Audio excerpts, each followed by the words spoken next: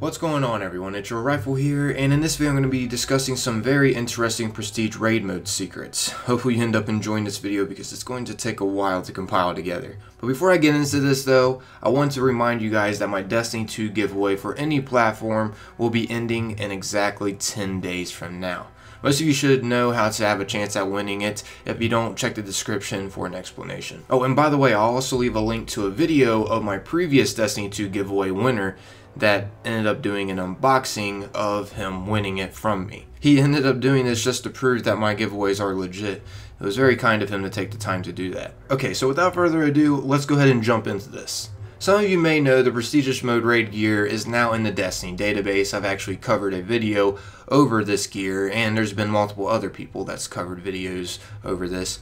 But there was something discovered recently about this raid gear, and it seems the Prestige Mode gear has been updated with new names and lore tabs of a letter from Callus to Ghaul, and basically introducing us, the Guardians, to their background. So I guess first things first, I want to discuss that Calus isn't as evil as we would assume. We learned this from this letter actually, and not to mention, the Leviathan raid was all just a test to see if we were worthy and to also build us for what is about to come in the future. As some of you may know, we didn't actually end up killing Calus himself. It was just a robot form. We can even learn more about this without the prestigious raid mode gear from Benedict after we end up completing the Leviathan raid. You know, that shady robot in the tower. Check this out.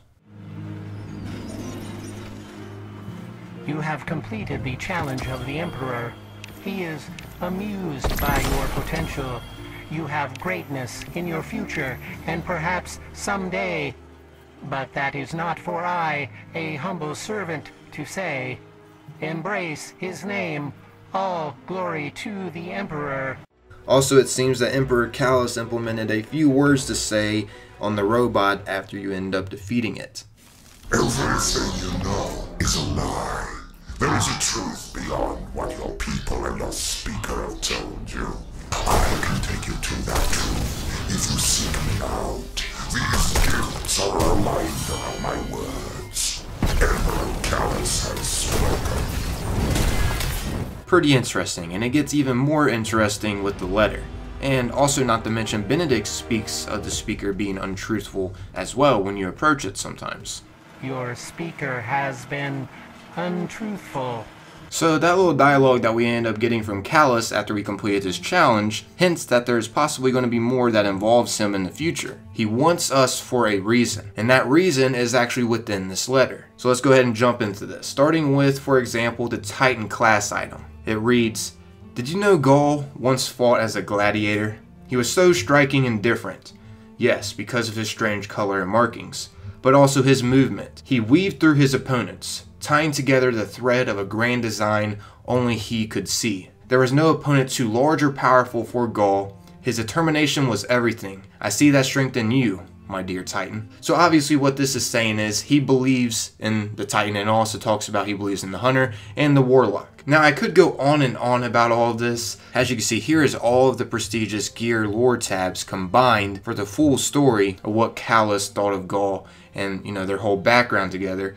But I'm not going to read all this because I don't want to make this video super long. So I'll go ahead and summarize this as best as possible. So Calus has, or pretends to have, a very different perspective of Ghaul than what you might have expected. Calus, who ends up arriving in our system to challenge us to prove ourselves worthy by facing him in the Leviathan raid. Which it wasn't actually him, once again, it was a robot form. For a reason. He wanted to see if we can actually get through it all. And Ghaul wasn't as bad as we assumed either. I mean, don't get me wrong, he's done some crazy stuff in his lifetime, but I'll try to summarize this as best as possible. First off, Ghaul had the choice to destroy the Traveler. He didn't want to do that though. He wanted to be chosen for the light. Once the cage is complete, we will have everything we need to begin the process of extracting the light.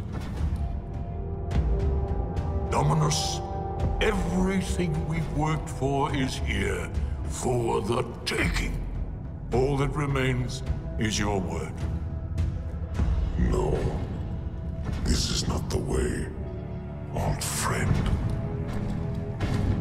But it is the way. The only way. Not for me. He was even being influenced to just destroy it already, get it over with.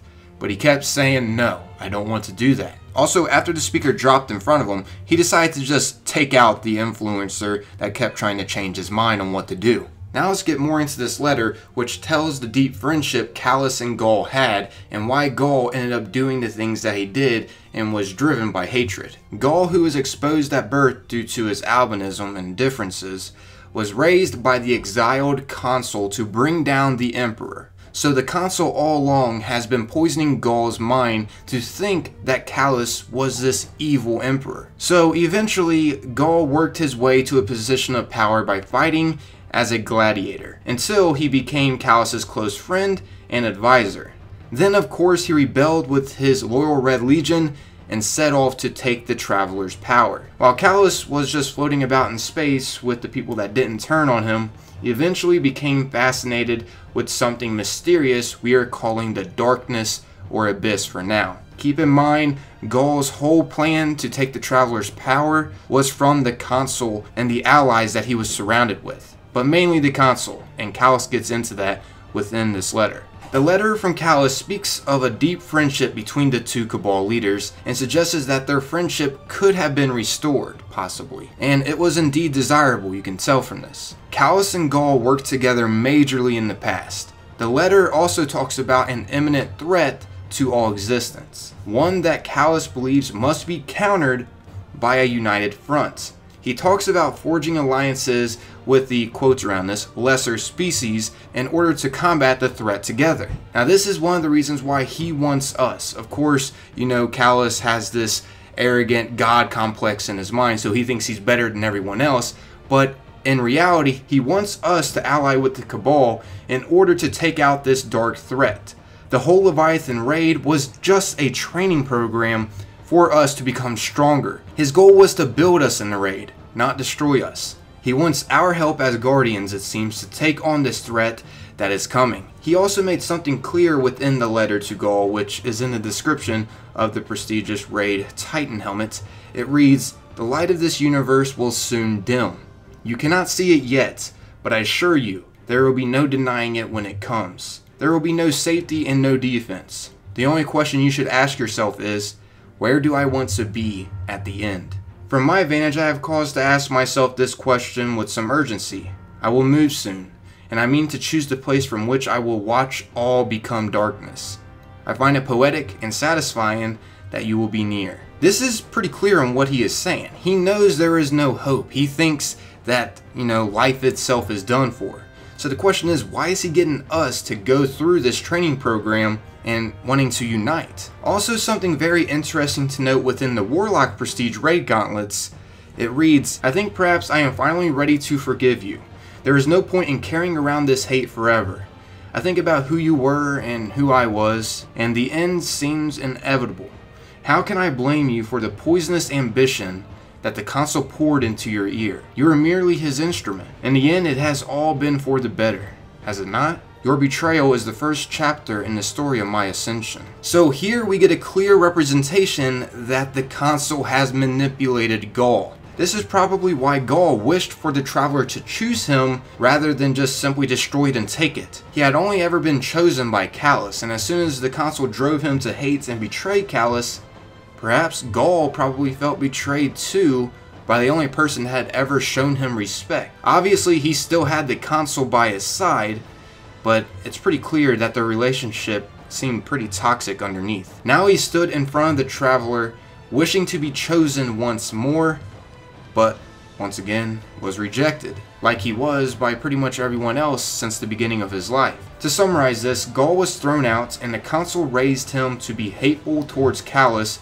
in order to overthrow him as emperor. Ghaul fought in the Colosseum, and Calus took a liking to him, promoting him to Primus of the Red Legion to serve at his right hand. Then Ghaul, as a vessel of the consul and a lot of Calus's other loyal servants, turned against him and cast him away into exile during the night aboard his Leviathan. But I'm getting a little off track here. The real question about all of this is Calus's ultimate aim to unite the Cabal and humanity against the darkness. Is Calus truly good, Or is he truly manipulative and evil? Is he in service of the darkness, or is he actually in service of us? Something interesting to take a look at is the It Stared Back raid sword, and it reads, "At the end of the universe, I stared into the infinite deep.